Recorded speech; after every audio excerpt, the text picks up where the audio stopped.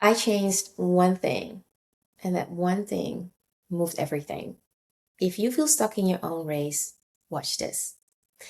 Last year, I was listening to a podcast, and this guy made a comment about the 80-20 rule, which reminded me of something that I learned when I was still a marketing student.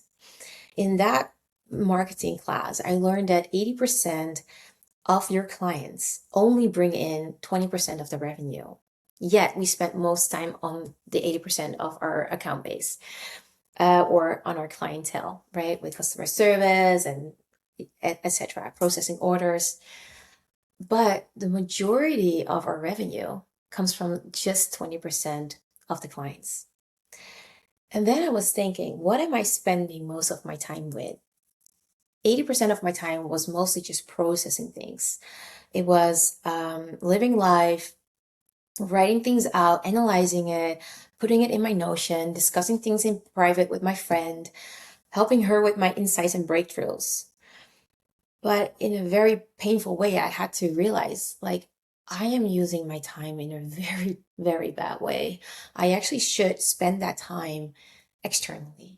And so what I changed was that instead of doing it internal, doing it private, doing it on my Notion and writing things out, I started to shift that and externalize it. Instead of private, I'm doing it now public. Instead of documenting things in my Notion, I am now expressing myself. And that shift has changed everything.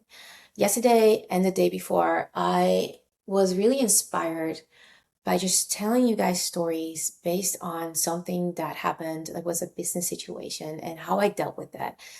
And that little thing gave me so much insights. And because I was sharing it, I now already created 3 episodes on that topic. If I would have internalized it and keep it, private, I probably would not even have said the things that I said. It actually put me into a position of offering my services as a guide, something that I did not have the intention to do while I was creating it, but I just expressed it. And then I was thinking, and that was the episode from yesterday, I was thinking, well, if I would have known already before making this video that I would talk about, my services, I probably would not have done it, or it would have taken me forever to think of a way of, okay, how can I address this and how can I, pitch myself? But it never felt like a pitch because I never pitched myself. I was just expressing myself. In another episode, I made a comment. I said something like, something that used to burden me, which was the fact that I can see where things are just not coherent, where I can see BS, I can see, the stories that are holding people back, all of that.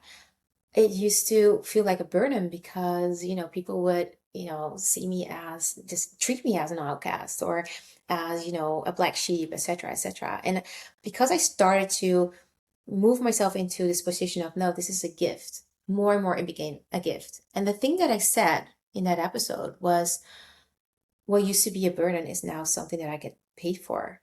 And after that, I was like, oh my God, I just said that. Like, that's interesting. The point I'm trying to make is this. Because I had that insight of, hey, I am spending a lot of time, doing what is my preferred thing to do, which is just analyzing and processing life, doing my thing, talking about it with my friends, clients, etc., but not putting it out there. If I get out of that preference and actually do what really makes a difference, then I will actually,